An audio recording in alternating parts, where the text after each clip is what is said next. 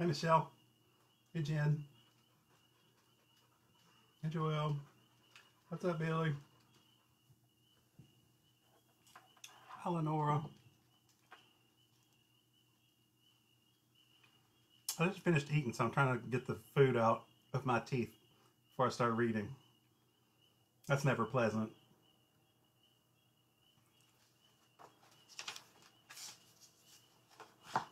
Hey, Spiggle.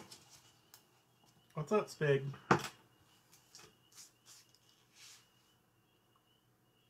I need to clear my voice then. Maybe it's this. Maybe I need some of this, Jen.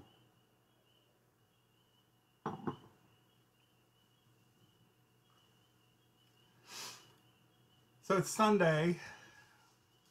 I can't believe how fast the weekend still goes by, even though everybody's stuck at home. Seems like it should go as slow as the week, but it doesn't. So I'm just looking at my hair in the camera. I was talking to my friends Elizabeth and Jenny Lynn last night, and we were talking about our haircuts and lack of haircuts and all that stuff. And my hair gets extremely curly if it goes long. And hey, Mike. But so today I didn't put anything in it to see exactly how curly it would be. And it's pretty darn curly. So anyway, that's why I look the way I look. So what I was thinking that I might do for tomorrow, tonight I'm just going to read a short story because this is going to be a quick live because I think Andy and I have decided to watch that Tiger King or Tiger whatever on Netflix. Have you guys watched that? I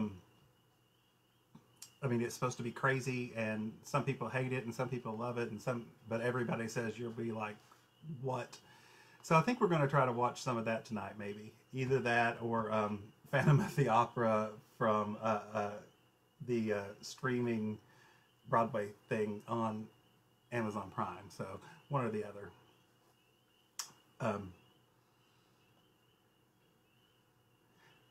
Thanks, Jenny. All right, so what I thought I would talk about tonight, no. Let me get my notes here. Tomorrow, tonight I'm just going to read a story. And tomorrow I'm going to read a story. It's not really a story. It's just some lists sort of thing in my book. It's things that should be illegal but aren't. And so I thought I would try to think of some more things that I think should be illegal that aren't. And I thought I would let you guys think of some things tonight and tomorrow before I come on that you could share with me and everybody else that's with us of things that you think should be illegal but aren't, because I know there's a lot. So I think that might be what we do tomorrow. But tonight, with the virus stuff going around, we hear the importance of washing your hair and wash your hair, washing your hands, and properly doing that, and the 20 seconds rule and all that stuff. And I know for a fact that washing your hands is very, very important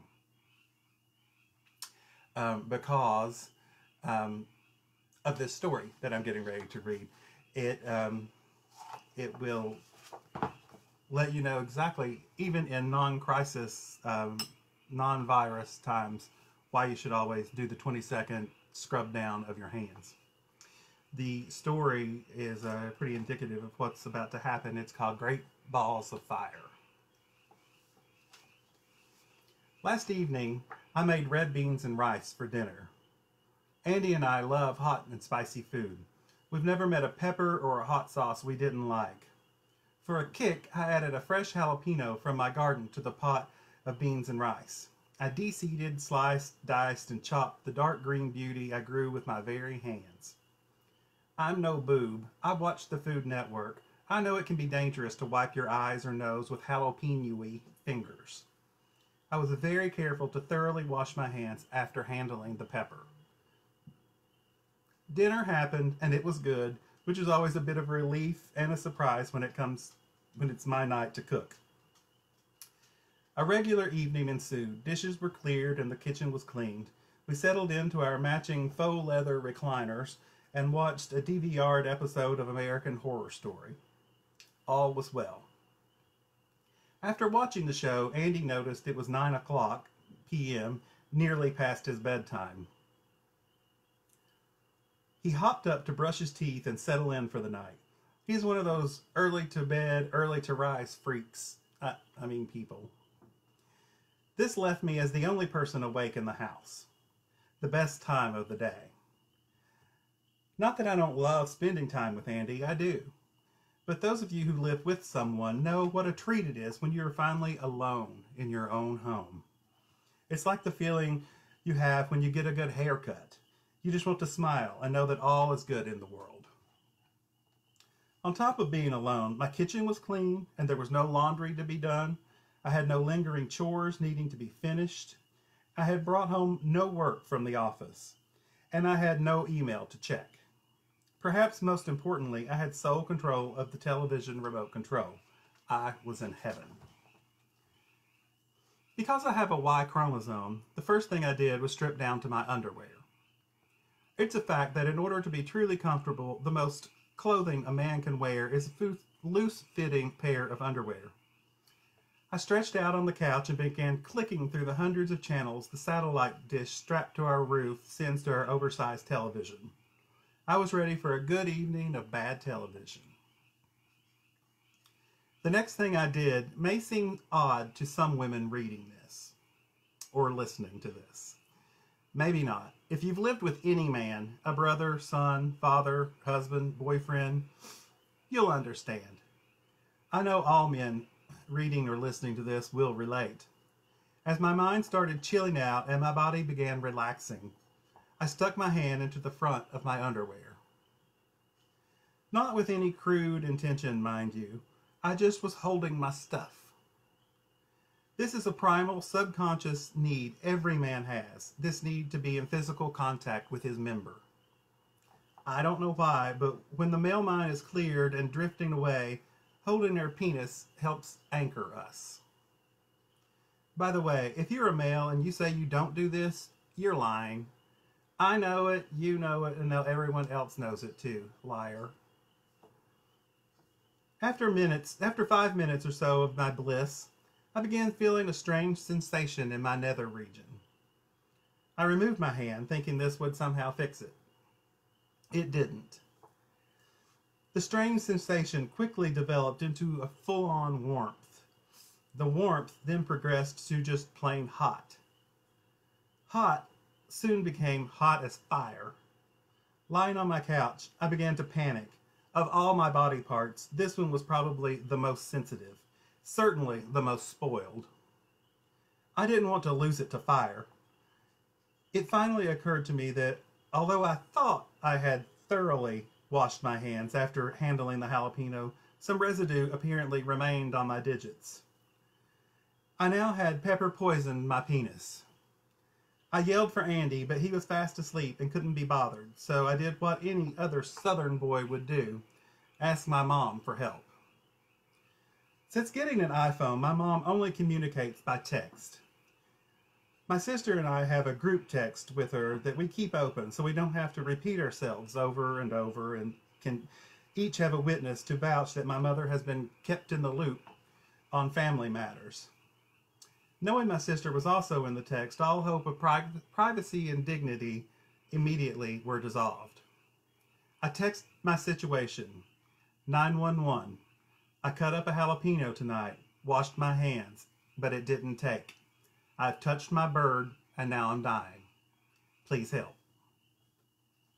The first of several responses. Oh my God, from sis. Dear God, from mom.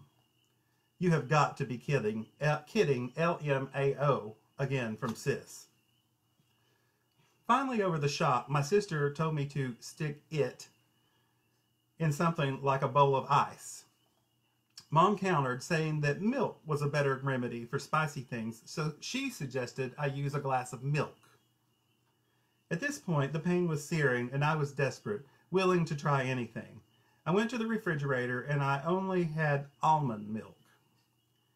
I decided I'd better check with Mom to make sure that was okay. Her reply text said, "I'm fairly confident it needs to be a true dairy product, so I don't think almond milk would work. Honey, why don't you just buy regular milk? Why do you always have to get the fancy newfangled products?" I was secretly a little happy because that shit is expensive, and I would hate to have wasted a glass, even if it was to cool off the red-hot poker that was now my penis. Do you have any type of true dairy products there, say sour cream or cottage cheese? Sis texted. Mom agreed that that would work. I went back to the fridge to discover the only sour cream we had was turned into ranch dip a few days earlier. Although there was plenty, I couldn't force myself to slather up my member with ranch dip. It seemed very Mickey Rourke in 9.5 Weeks, and I didn't like that movie. I also love ranch dip, and I didn't want to ruin a perfectly good tub of it. Finally, I told Mom and Sis I would figure it out on my own. I decided just to soak in the bathtub for a while. Then I left a cool washcloth covering my junk for just a bit longer before bed.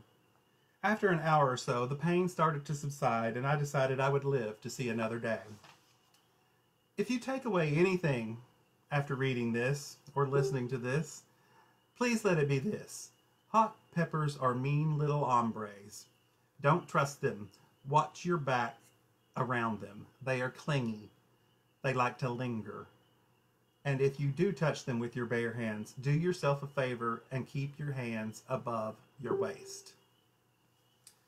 And so that is Great Balls of Fire from Bernadette Peters Hates Me, my book. And again, I think that's good advice in this COVID-19 crisis that we're in. Wash your hands like you've just cut up a fresh jalapeno pepper and you want to scratch yourself.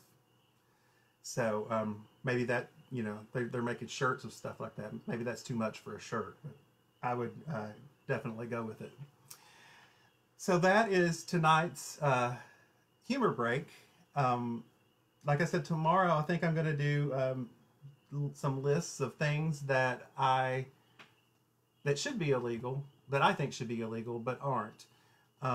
So if you guys want to think of a few of your own, you can either, if you want to send them to me before I can read them off for you, or you can put them on here as we go along, and I'll try to read them that way. Either way, if you want to do them before, just send them to instant message me on Facebook or send them to me somehow tomorrow, and we'll get together and read them and complain about all that tomorrow night.